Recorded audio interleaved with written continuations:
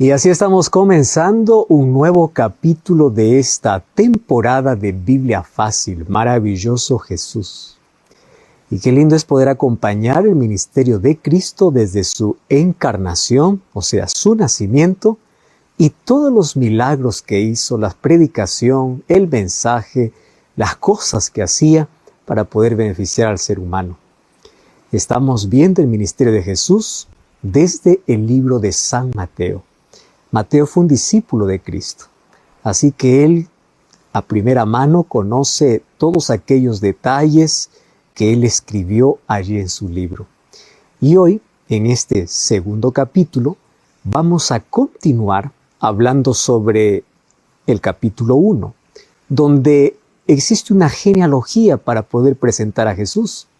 Y como ya vimos en el capítulo anterior, la genealogía era necesaria para que todos podamos comprender de que Jesús es el Mesías. Por eso es que es presentado como descendiente de Abraham y como descendiente de David, porque las profecías decían que el Mesías sería un descendiente de David. Hoy vamos a hablar sobre un tema muy particular y se trata de por qué en una genealogía tan importante como la genealogía de Jesús aparecen entre tantos nombres el nombre de 5 mujeres. Y tú puedes decir, pero ¿por qué está diciendo eso? Es que entendiendo la cultura de la época, el nombre de mujeres no eran colocados siempre en las genealogías. Solamente era colocado el nombre de los varones. ¿Por qué es que Mateo incluyó, y específicamente, 5 nombres de mujeres en la genealogía de Jesús? Eso será lo que veremos hoy. Y analizaremos la historia de cada una de estas 5 mujeres que sin duda nos van a sorprender y al final nos va a traer tanta esperanza para nuestra vida. Bienvenido una vez más, un grande abrazo para ti. Gracias por estar allí acompañando este programa de Biblia Fácil. Si estás allí con Biblia en mano y un corazón dispuesto, vamos a pedir que el Espíritu Santo hable a nuestro corazón. Y antes, como siempre, quiero presentarte un regalo. Se trata de un curso bíblico, Jesús restaurador de la vida. De ese Jesús del cual estamos hablando, ahora podemos descubrirlo mejor a través de un curso bíblico, Jesús restaurador de vida.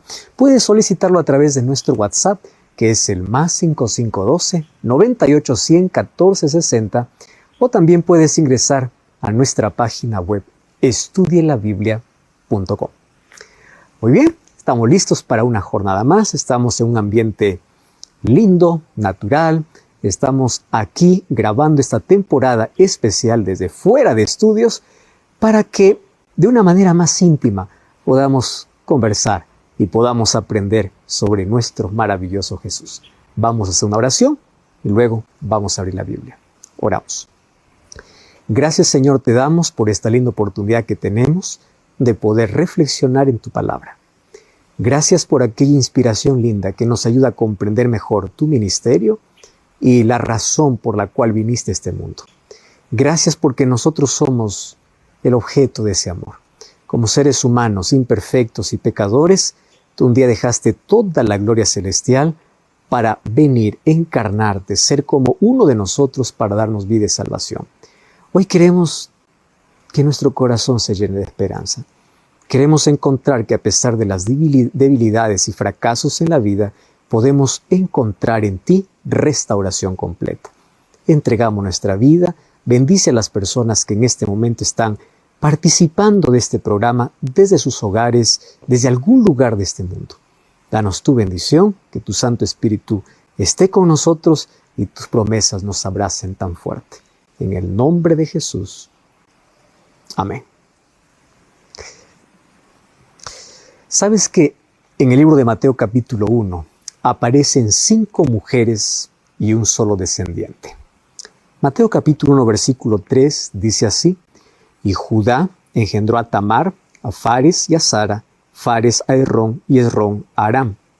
Versículo 4, ahí aparece Aminadab. El versículo 5 aparece Rahab. En el versículo 6 aparece la mujer de Urías. Y en el versículo 16 aparece el nombre de María, del cual nació Cristo. 5 nombres de mujeres en la genealogía de Jesús.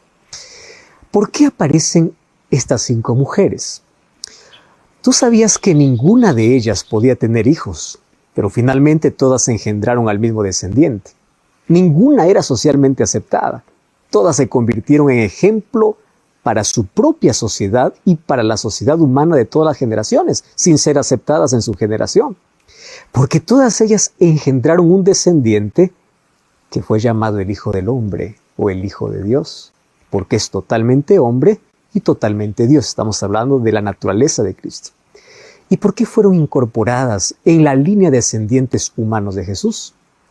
¿Qué cosa tiene que ver eso con nosotros? Pues veamos. Sus nombres están en la genealogía de Jesús, dada por Mateo, capítulo 1, desde el versículo 1 al 17, y ya te mencioné los versículos donde está Tamar, Rahab, Ruth, Betsabé y María. 5 nombres. Comencemos con la primera, Tamar. Tamar es conocida como la despreciada. Su historia está en Génesis, capítulo 38, versículos 6 al 30. Tú puedes leer toda su historia. ¿Sabes que después de que los hijos de Jacob vendieron a José, su hermano, y los madianitas obviamente lo llevaron como esclavo para Egipto, Judá se apartó de sus hermanos y se fue a vivir en un lugar en el cual vivía su amigo que se llamaba Hira? Y ahí en esa tierra se casó con una cananea, hija de Suba. Ellos tuvieron 3 hijos, Onán y Sela. Y bueno, no importa dónde los hijos de Jacob iban, siempre les acompañaba la historia de la familia. Rápido la gente se enteraba de las promesas que Dios había hecho a Abraham, a Isaac y a Jacob. Y la promesa más fascinante tenía relación con el descendiente que vendría a través de ellos, que sería una bendición para la humanidad. Ese descendiente pues era el Mesías. Por eso es que todas las mujeres en ese tiempo querían tener un hijo varón. Y todas las personas que escuchaban aquella historia quedaban fascinadas. Entre ellas una señorita llamada Tamar. Le fascinaba tanto el futuro de esa familia. Tanto le atraía la historia que un día ella soñó formar parte de esa historia. Y solamente había una manera: casarse con el primogénito. Pero obviamente esto no lo podía decidir ella. Sin embargo, había algo que sí podía hacer. Se hizo amigo de la familia, especialmente del padre, y sabía muy bien cómo hacer las cosas. Porque era el padre quien tomaba la decisión de conseguir esposa para sus hijos. Y Judá tenía que ser muy cuidadoso en esto. Conocía su responsabilidad. Él tenía que asegurarse que a través de él vendría un descendiente, a través de él se cumpliría la promesa del Mesías. Así que Tamar pues lo impresionó bien. Ella adoptó los principios tradicionales del pueblo de Israel y abandonó los suyos. Y obviamente Judá dio como esposa a su primogénito. Ahora ella era miembro de la familia que tanto quería. Sus sueños parecía que ahora se convirtieron en realidad. ¿Qué más importaría si es que ella iba a formar parte de la descendencia de Abraham? Ahora era la esposa del primogénito de Judá. Pero todavía había muchas cosas que obviamente necesitaba conocer, mas ella estaba dispuesta a abandonar todo simplemente por formar parte. El problema es que su marido era malo.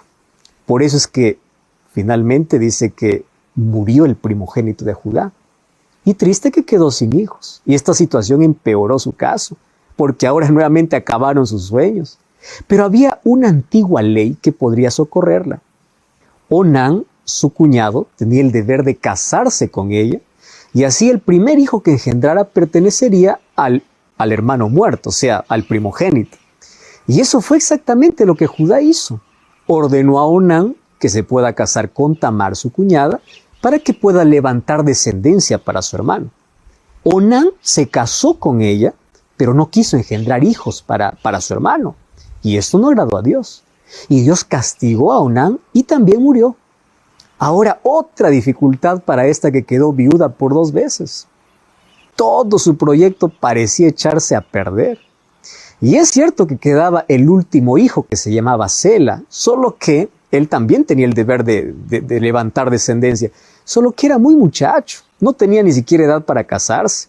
Así que Tamar tuvo que irse a la casa de su padre y allí permanecer como viuda por lo menos hasta que Sela pueda crecer más.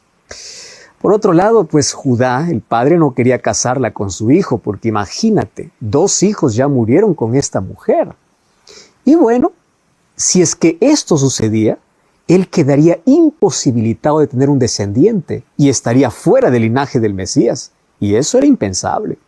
Pero cuando llegó a la edad de que Sela, su hijo, podría casarse, Judá no hizo nada, absolutamente nada. Y al ver que estaba de brazos cruzados y que no le importaban los descendientes, Tamar tomó una acción extraña, un plan extraño, claro, en armonía con la ley de su tiempo. Dice que se disfrazó de prostituta para tener una relación sexual con Judá. Y cuando Judá se enteró de que su nuera estaba encinta, claro, sin saber que el niño era de él, pensó que había fornicado la nuera y dio la orden para poder castigarla de acuerdo a la ley. Y de acuerdo a la ley ella debía ser quemada. Tamar, cuando escuchó eso, probó que ese hijo era del propio Judá y así se libró del castigo. Además, así también aseguró su presencia en la genealogía del Mesías, porque en lugar de tener un hijo, pues tuvo mellizos. Y bueno, finalmente tuvo la aprobación completa de su suegro, porque no le quedó otra cosa a Judá que decir, tú eres más justa que yo. ¿Y por qué le dice tú eres más justa? Porque ella hizo todo lo que pudo, aquello que Judá tuvo que haber hecho. Ella se preocupó por el descendiente, en cambio Judá no, él no había hecho nada. Ella incluso había dado más valor a la promesa de Dios. Ahora, en su mente, pues lo que hizo en ese tiempo estaba en armonía con la ley de su época. Esto no es un ejemplo a seguir hoy. Por eso es que para ella no había ningún delito. Ahora, más tarde, cuando Jacob profetizó el futuro de los hijos acerca de Judá, en Génesis capítulo 49, versículo 10 dice, no será quitado el cetro de Judá, ni el legislador de sus pies, hasta que venga Shiloh, y delante de él se congregarán los pueblos. Shiloh aquí es una referencia al Mesías. O sea, sin Fares, el hijo de Tamar, esto no hubiese sido posible. ¿Entiendes? Ahora, Tamar, aunque pagana, ella entró en la genealogía de Cristo. ¿Por qué? Porque estuvo dispuesta, primero, a abandonar su paganismo para integrarse al pueblo de Dios. Ella creyó en las promesas de Dios y vivió para ellas. Ahora, lo que al parecer primero no podría tener hijos, engendró al verdadero sustituto del primogénito de Judá. Un nuevo primogénito que entró en la genealogía del primogénito verdadero de Israel, es decir, acerca de Jesús.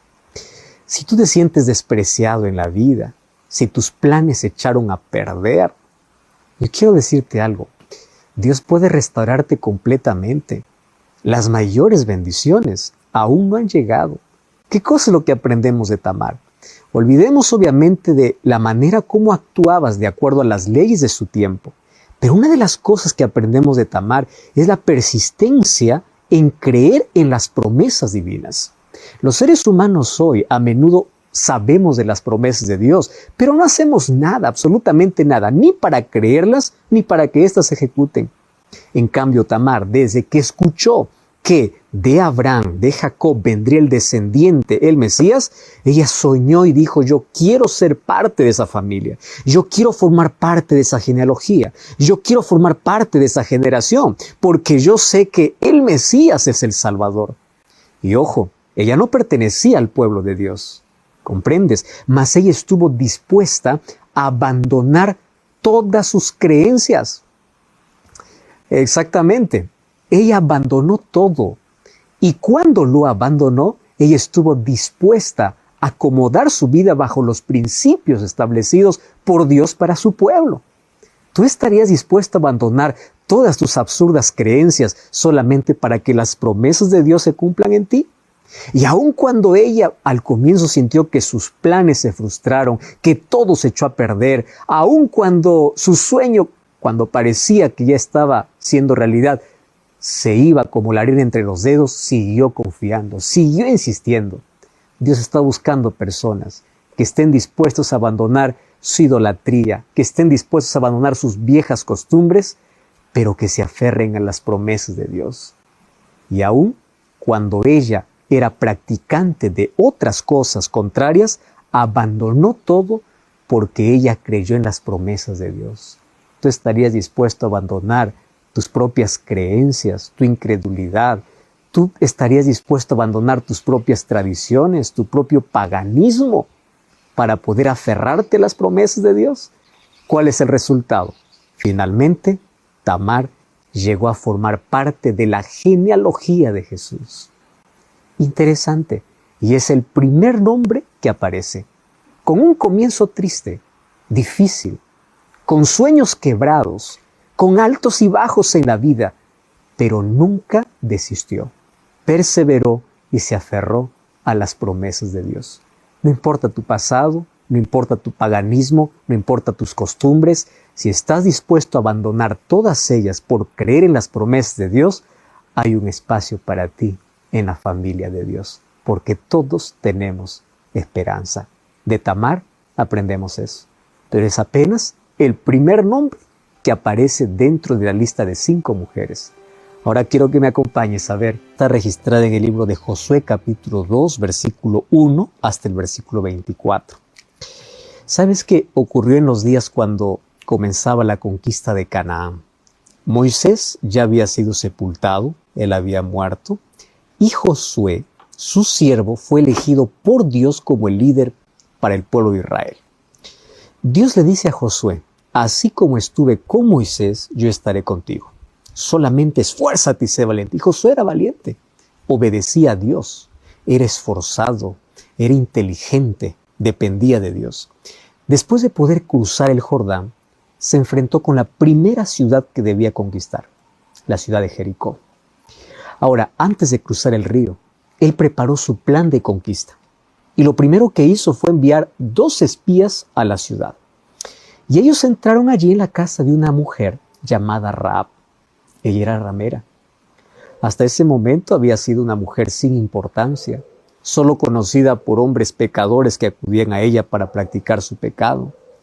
No eran condiciones socialmente apropiadas para poder ser vista bien por toda la gente, y ni siquiera ella podía tener hijos, y no las tenía. Pero su vida estaba por cambiar radicalmente. No sabemos lo que los espías al llegar conversaron con ella, pero el asunto es que ella se identificó con ellos y así quedó preparada para poder defenderlos. Incluso los escondió en el terrado de su casa. No pasó mucho tiempo hasta que llegaron los emisarios del rey, y ellos vinieron para poder prender a los espías. Y allí esos emisarios le dijeron así: saca a esos hombres que han venido a ti. Y ella le dijo: es verdad, ellos han venido, pero ya se han ido. No sé por dónde, síganlos en tal dirección. Y se fueron los emisarios detrás de ellos. Los hombres, mientras se fueron detrás de ellos, pues Rahab fue a hacer un pacto con aquellos a quienes se había protegido. Y le dijo lo siguiente: yo sé que Jehová os ha dado esta tierra. Mira la fe de esta mujer, aún siendo ramera. Y ella dice: porque hemos oído lo que ha hecho Jehová con el Mar Rojo, con los reyes que están al otro lado del Jordán. Por lo tanto te ruego, o les ruego, que me juren por Jehová, que cuando Él os entregue esta ciudad, porque Él lo hará, salvaréis mi vida y la vida de mi padre, de mi madre, de mis hermanos y de todo lo que poseen. Está pidiendo no solamente por ella, sino por la familia. Ella estaba seguro de que lo que Dios estaba haciendo estaba dentro de sus planes. Tenía la convicción del poder de Dios. Además, sabía que Dios actuaría únicamente a través de Israel y depositó toda su confianza en Dios y en su pueblo. ¿Qué cosa hicieron los espías? Pues aceptaron el pedido, solo que pusieron 2 condiciones. Primera condición: en el día de la destrucción, todos los familiares de Rahab debían estar dentro de su casa. Si está fuera de su casa, no había salvación. Y número 2, ella debía atar allí un cordón de grana que ellos mismos lo entregaron por su ventana. La mujer no dudó, no discutió, simplemente obedeció. Hizo su parte. Y obviamente Josué salvó la vida de Rahab y de todos aquellos que estaban dentro de su casa, dice Josué 6:25. Pero obviamente todo lo demás fue destruido. Quemó los objetos de bronce, de oro, de plata, de hierro. Aquellas cosas buenas lo colocó en el santuario, pero todo lo demás fue destruido. Y a partir de allí, Rahab habitó entre los israelitas y fue incorporada al pueblo de Dios. ¿Sabes que los objetos de valor de la ciudad fueron al santuario? Pero lo más importante fue que una mujer se incluyó a la familia de Dios. Y luego, ¿qué sucedió? Rahab se casó con un importante príncipe de Israel llamado Salmón. Y Dios la colocó dentro del linaje de Cristo. ¿Sabes que los pecadores que se tornan miembros de la familia de Dios dejan de ser pecadores? Porque la fe los lleva por un camino que antes nunca habían transitado. En cambio, aquellos que no confían en Dios pues están fuera. Pero el camino de la confianza en Dios es el camino de la integración con Cristo, es el camino de la salvación. Y Rahab estuvo dispuesto a recorrerla y se convirtió en un gran ejemplo para los pecadores de todos los tiempos. De que no importa tu pasado, no importa tu pecado, puedes dejar todo y puedes unirte al pueblo de Dios. Recuerda, Tamar fue despreciada, pero ella formó parte del pueblo de Dios porque creyó en las promesas de Dios, renunció a su paganismo y formó parte de la genealogía de Cristo. Rahab era la prostituta, creyó en Dios de lo poco que sabía, aun cuando había caído profundo. Finalmente Dios lo restauró. No importa cuán profundo hayas caído en la vida, hay lugar para ti en la familia de Dios, en el reino de los cielos. Y por medio de la fe en Dios, tú puedes recibir la gracia divina que transforma tu vida para ser parte de su reino. La tercera mujer que aparece en la genealogía de Jesús es Ruth. Ruth es conocida como la Moabita. Sabes que ella nunca pensó en casarse con un israelita. Ruth y todos los moabitas en sí despreciaban a los israelitas. El problema era que eran parientes lejanos, porque los moabitas eran descendientes de Lot, y Lot era sobrino de Abraham, de quien descendían los hijos de Israel. Solo que las relaciones entre ellos habían sido malas, muy malas desde siempre. Además, para casarse con un israelita, pues una moabita tendría que viajar hasta Israel, y eso era imposible, impensable por el momento. Pero sabes que a veces la vida coloca a personas en circunstancias muy inesperadas. Resulta que vino hambre sobre el pueblo de Israel y una familia de Belén decidió trasladarse hasta los campos de Moab. Papá, mamá y sus 2 hijos, es decir, Abimelech, Noemí y sus 2 hijos. Y dice el libro de Ruth que allí permanecieron por 10 años. Durante ese tiempo, los 2 hijos se casaron. Y después, en momentos sucesivos, los 3 hombres murieron. Murió el papá y los 2 hijos. Y Moab pues ya no ofrecía buenas perspectivas para las viudas. En realidad todo era negativo, todo era difícil. ¿Qué hacer? Solo había una posibilidad. Noemí decidió volver para Israel, ahora totalmente sola. Por lo menos ahí tenía parientes y las leyes de Israel protegían a las viudas. Entonces, Noemí le pareció justo poder dejar a sus nueras en Moab para que ellas pudiesen casarse de nuevo, tener sus propias familias. Pero ahí aparece una nuera llamada Ruth que prefirió acompañar a su suegra. Y en el libro de Ruth capítulo 1 versículo 16 dice: no me ruegues que te deje, porque no te dejaré. No quiero que te apartes de mí o no me apartaré de ti. Donde tú vayas yo iré. Donde quiera que vivieres, viviré. Tu pueblo será mi pueblo y tu Dios será mi Dios. ¡Qué decisión tremenda! Ahora, eso es una decisión muy extraña para una moabita, pero habla muy bien acerca de la influencia de una familia israelita que había ejercido sobre ella, especialmente de la suegra. Aquí hay una relación estrecha entre suegra y nuera. Ahora fíjate, a través de su suegra, pues Ruth había conocido al Dios de Israel. Y estaba decidida a servir a ese Dios y a formar parte de ese pueblo. Así que Noemí le dijo: está bien, vamos juntas. Y ambas retornaron. Las 2 llegaron para Belén, pobres, solas, viudas, sin ninguna posibilidad social de tener hijos, sin saber lo que el futuro inmediatamente les esperaba. ¿Por qué? Porque en un futuro no muy distante Dios les sorprendería. ¿Por qué? Porque Dios siempre abre nuevas posibilidades, aquellas cosas que ni siquiera imaginamos. Por el momento, obviamente que ellas se conformaron con la cosecha de los pobres, que era una provisión de una ley israelita que decía que habría que dejar para los pobres parte de la cosecha. Ruth se fue a escoger espigas o a recoger las espigas sueltas ahí en el campo de Booz, y en ese tiempo estaba en cosecha de trigo. Y ahí se conoce con Booz. Booz era un hombre temeroso de Dios, lleno de bondad, generoso, y para él fue una alegría descubrir de que era pariente de esas mujeres. Y las dos mujeres, al saber eso, pues sintieron que Dios estaba con ellos y se aferraron a esa bendición. Y habían confiado tanto en Dios y ahora Dios estaba trabajando en su favor. ¿Cuánta felicidad puede surgir de una experiencia dolorosa, negativa, de pobreza, de soledad? Pero cuando a pesar de todo te sigues aferrando a Dios. ¿Sabes lo que sucedió? Booz se convirtió en el Goel para ellas. ¿Qué significa Goel? Goel significa redentor.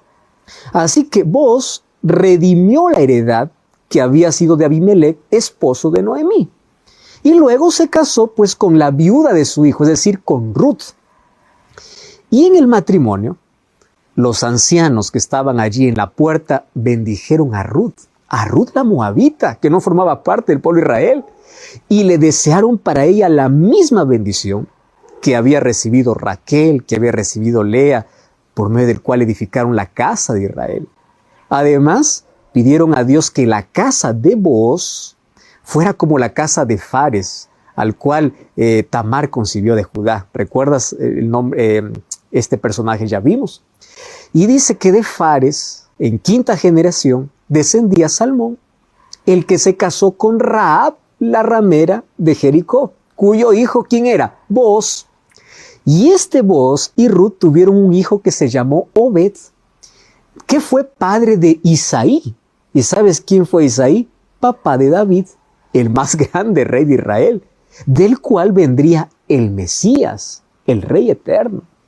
Tú estás entendiendo que detrás de las circunstancias más difíciles, las personas que deciden confiar en Dios siempre son bendecidas.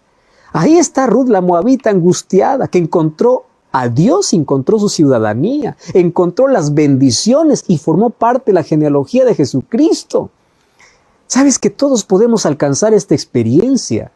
A pesar de las dificultades de la vida, continúa creyendo en Dios, continúa aferrándote a Dios. Y vas a ver que grandes cosas vienen para tu vida. Imagínate, aquí repasando estos dos personajes, estas dos historias. La historia de Rahab me enseña de que no importa mi pecado, no importa mi pasado, no importa dónde he caído, si es que yo confío y tengo fe, por la fe formo parte de la familia de Dios. Y con Ruth yo aprendo que, aunque ella no conocía muy bien quién era el Dios de Israel, por la influencia de una familia, ella estaba dispuesta a abandonar todo. ¿Abandonar qué? Sus costumbres, sus tradiciones, su familia, por servir a aquel Dios que había conocido. Esa es la decisión que Dios está buscando en todas las personas. Personas decididas, personas que digan, yo estoy dispuesto a abandonar todo porque yo creo, yo tengo fe, yo me aferro a una promesa. ¿Y sabes qué cosa hace Dios con aquellas personas que se aferran a sus promesas? Lo que hace Dios es bendecirlas. Por eso es que tanto Rahab, tanto Ruth forman parte de la descendencia de Jesús. Recordemos que estas dos mujeres, o por lo menos las tres mujeres que ya hemos visto, ninguna de ellas pertenecía al pueblo de Israel. Tamar no pertenecía al pueblo de Israel. Llegó a pertenecer por medio de la fe. Rahab era una ramera y no pertenecía al pueblo de Israel. Llegó a pertenecer por medio de la fe. Ruth era una moabita, no pertenecía al pueblo de Israel, pero llegó a pertenecer por medio de la fe. Eso es lo que hace la fe. La fe nos rescata, la fe nos restaura, la fe nos trae de los lugares más cenagosos de la vida y nos hace hijos de Dios. Es eso lo que nosotros podemos hacer cuando creemos en Dios, o lo que podemos ser cuando creemos en Dios. Así que no estés allí pensando en lo que has hecho, en lo que eres ahora, sino en lo que serás por la gracia de Dios. Una de las cosas que me encanta es que cuando Dios mira a los seres humanos, no los mira como nosotros miramos. Nosotros los apuntamos rápidamente por sus errores y los llamamos por sus pecados. Pero cuando Dios mira al ser humano, mira su motivación, mira su sueño, mira su intención, mira su deseo, mira su arrepentimiento, mira el deseo profundo que tiene para cambiar. Y si ellos tienen fe y se aferran a las promesas de Dios, Dios los llama para formar parte de su familia. Por eso es que dentro de la familia de Dios, todos han sido pecadores rescatados, pecadores restaurados, y el cielo estará lleno de grandes pecadores arrepentidos. Porque todos somos pecadores, pero estarán aquellos que se hundieron tanto en la vida como Rahab la ramera, pero un día abandonó su vida de pecado, porque por la fe aceptó al Dios verdadero. Aquel que acepta a Cristo y se aferra a las promesas de Dios, siempre tiene un cambio en su vida. Muy bien, hasta aquí hemos visto 3 nombres que ya representan nuestra historia. Hemos visto a Tamar, hemos visto a Rahab y también hemos visto a Ruth. Y aún faltan 2 personajes que aparecen en la historia, en la genealogía de Jesús, que ahora vamos a analizar. Se trata de Betsabé y se trata de María. ¿Quiénes fueron estas 2 mujeres? Eso es lo que veremos a continuación. Hermosa. Un día en el calor de la tarde, Betsabé se bañaba con la mayor inocencia y tranquilidad de la vida. Ella era nieta de Ahitofel. Ahitofel era el hombre más sabio de Israel. Era un político inteligente y perspicaz que siempre trabajaba al servicio del rey.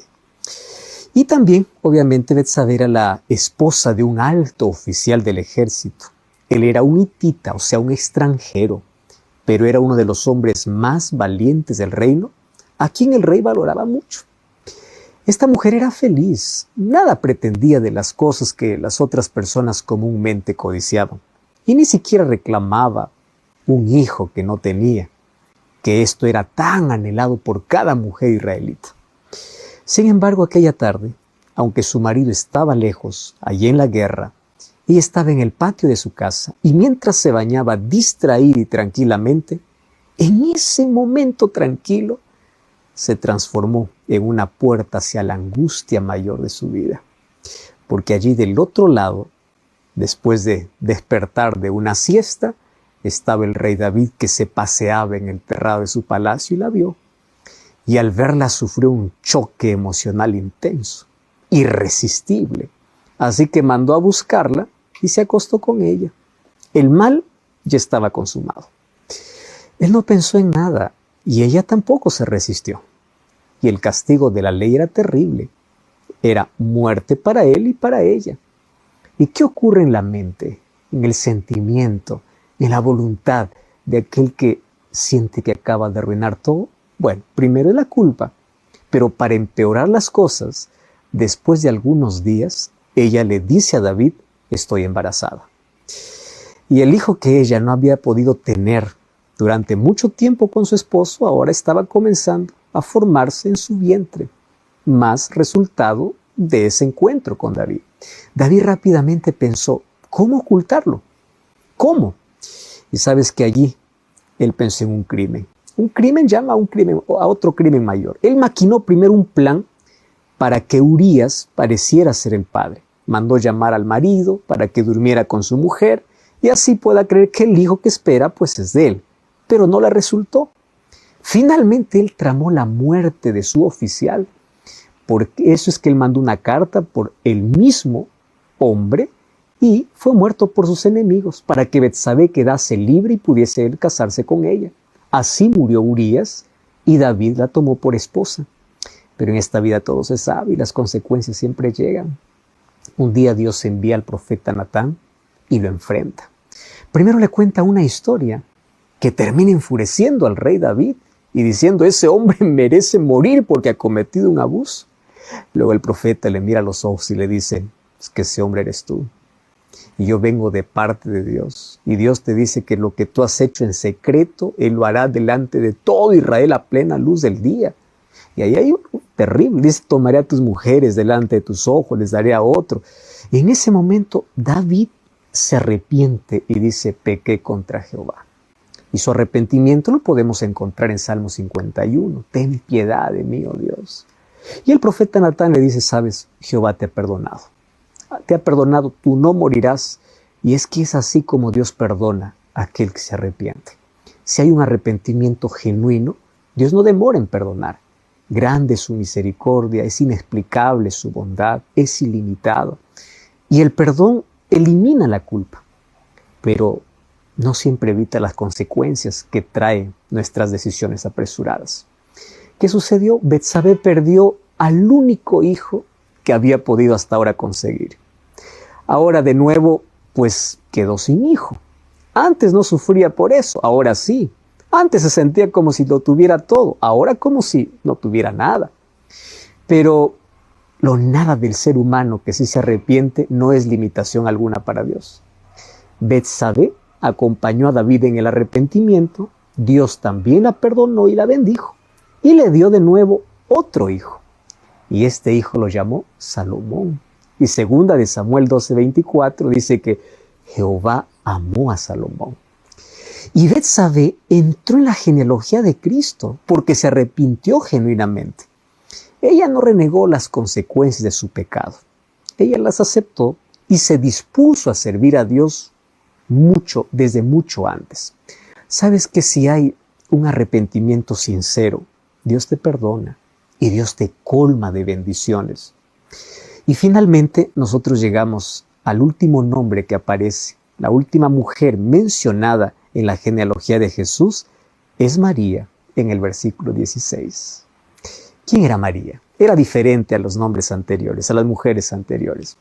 Ella era pobre, muy pobre, pero pertenecía al linaje de David, el rey más importante de la historia de su pueblo. Y a pesar de su linaje, pues la pobreza la escondía, y escondía una importancia que muchos ni siquiera lograron reconocer en ella. Si ella hubiese sido rica, obviamente lo hubiesen reconocido, pero como era pobre, era despreciada. Y aunque María estaba llena de virtudes, pues nadie lo conocía. Tampoco ella andaba contando sus virtudes. Era una mujer humilde, sencilla, trabajadora, sin pretensiones de nada. Vivía como viven todos en un pueblo muy común, muy pequeño. Y en un pueblo donde hay tantos pobres, luchando día a día por el sustento diario, disfrutando de lo mejor posible de lo poco que podía lograr. Para ella alimento, techo y amistades era todo lo que podía tener, y lo tenía. Era hija de una familia anónima, porque no sabemos quiénes eran sus padres. La única información que tenemos es que tenía su prima llamada Elizabeth, que más tarde fue la mamá de Juan el Bautista, pero ella vivía así, confiada y feliz. La pobreza no es una virtud en sí misma, pero el pobre puede ser virtuoso. No creó Dios la pobreza, pero tampoco la exige. Es una consecuencia del mal que agobia a los seres humanos y agobia a incrédulos y creyentes. El creyente pobre da testimonio de su fe sirviendo a Dios, y aún en medio de la pobreza logra hacer eso. Ahora, tampoco la riqueza es una virtud, aunque puede ser una bendición de Dios, porque si es Dios quien lo otorga, el rico puede ser virtuoso y a pesar de su riqueza, él puede compartir, puede ser generoso. Aun cuando la Biblia diga que es difícil que un rico entre en el reino de los cielos porque su corazón está tan apegado a las riquezas, pero para Dios no hay nada imposible. María era la soltera, así era conocida ella. Ninguna mujer soltera en Israel podía tener hijos. Pero esa falta de hijos pues le hacía ganar el respeto de la comunidad y el derecho a todos los beneficios que las leyes de Israel pudieran otorgarle a una mujer sin marido. Y una de ellas pues era el derecho a la protección. Ella jamás quedaría allí desamparada. Ella era protegida por su padre, si es que su padre vivía, o por un pariente muy cercano, si es que su padre hubiera muerto. Pero siempre ella pertenecía a una familia. O sea, toda soltera en ese tiempo tenía esa seguridad. Era respetada, era admirada, mucho más si era virtuosa. Y María tenía todo esto, que por su pobreza obviamente nadie lo reconocía, pero valía mucho. Pero por su condición de soltera, obviamente ella no tenía hijos. Un día, sin transgredir la ley, quedó embarazada. Y ya sabemos que un ángel vino y se presentó el hijo que sería la madre del Salvador. Solo que la sociedad jamás entendería eso. Una soltera embarazada daría origen a un juicio y a un castigo que sería la muerte. Lo que para las mujeres casadas sería el comienzo de la felicidad, para María sería el fin de todo su prestigio y el comienzo de una tragedia, que era la muerte. Pero sabes que a ella no le importaron todos los riesgos, solo le importó que Dios cumpla su plan. Ella sabía todo lo que tenía que enfrentar. Cuando el ángel le anunció que sería la madre del Salvador, ella sabía de todo el problema que iba a surgir. Pero para ella nada era superior al plan de Dios, ni siquiera la vida misma. Así que con su fidelidad a Dios estaba tan segura como siempre lo había estado. Así que confió en Dios, obedeció a Dios. Y Dios la honró sobre todas las mujeres, haciéndola madre del Rey prometido, el Salvador del mundo, que trajo vida eterna para todo aquel que creyese. Es impresionante poder ver la historia de todas estas mujeres. Haciendo un breve repaso de lo que hemos visto aquí, encontramos que Tamar era una mujer que, aunque despreciada por Judá, creyó en el Dios de Israel con una fe superior a la de un israelita y se aferró a la familia de Dios con tanta convicción. Ahora, la misma fe Dios espera de nosotros. A Tamar, aunque era pecadora y pagana, Dios lo aceptó. ¿Y por qué? Porque se arrepintió y Dios lo incorporó en su familia terrenal. Ahora, Dios también puede aceptarte en su familia celestial. ¿Entiendes? Número 2, encontramos a Rahab. Rahab recorrió un camino duro en la vida, pero tuvo un final feliz. Ella era adúltera, pagana, condenada a la muerte por todos los habitantes de Jericó, pero confió en el poder de Dios y se salvó. Ella es un ejemplo de conversión. Luego encontramos a Ruth, la moabita. Ella echó su suerte allí con una hija de Dios y sirvió al Dios de Israel y tuvo una vida nueva. Ella tuvo fe, tuvo determinación, tuvo sabiduría y supo obedecer. Primero estaba distante de Dios, luego se volvió cercana. Y este es un ejemplo para todos aquellos que se sienten alejados de Dios. Hoy pueden tener una experiencia cercana con Dios. ¿Qué me enseña Betsabé, la adúltera? Primero estaba condenada a muerte y de la muerte volvió a la vida porque se arrepintió. Y sabes que el arrepentido siempre consigue el perdón de Dios. No hay otra manera, solo el arrepentimiento. No hay otra forma, solo el perdón de Dios por medio de Jesucristo para librarnos de toda inmundicia. Y con María, todos aprendemos que el plan de Dios siempre es lo mejor. Sabes que no importa cuál situación compleja estés viviendo en la vida, acepta el plan de Dios, no importa cómo sea. A veces puede parecer peligroso, trágica o imposible, pero si tú echas tu vida en las manos de Dios y aceptas las promesas de Dios, asumiendo cualquier riesgo, Dios siempre te dará recompensa. A través de esta historia de 5 mujeres en la genealogía de Jesús, encontramos que toda la humanidad está representada. Adúlteros, pecadores, prostitutas, idólatras, gente que es menospreciada por la sociedad, gente que es apuntada por las personas que se creen perfectas, pero que un día se encuentran con Jesús y cuando se encuentran con Él, por medio de la fe lo aceptan. ¿Sabes que cuando nosotros vemos la historia de estas 5 mujeres que aparecen en la genealogía de Jesús, podemos ver reflejado probablemente nuestra vida? Totalmente imperfecta, totalmente quebrada, totalmente hundida, totalmente sin nada que ofrecer, vacíos o hundidos en el pecado, pero Dios tiene un plan. Y Dios tiene un plan cuando nosotros sometemos nuestra vida a Él. Dios tiene un plan cuando asumimos riesgos, cuando abandonamos el pecado, cuando nos arrepentimos de corazón, cuando somos capaces de poder aferrarnos por medio de la fe a todas sus promesas. Y por medio de las promesas de Dios, hoy nosotros podemos alcanzar la vida eterna, podemos alcanzar la salvación. Tú te sientes despreciado como Tamar, aférrate a Cristo, aférrate a Dios. Te sientes como Rahab, probablemente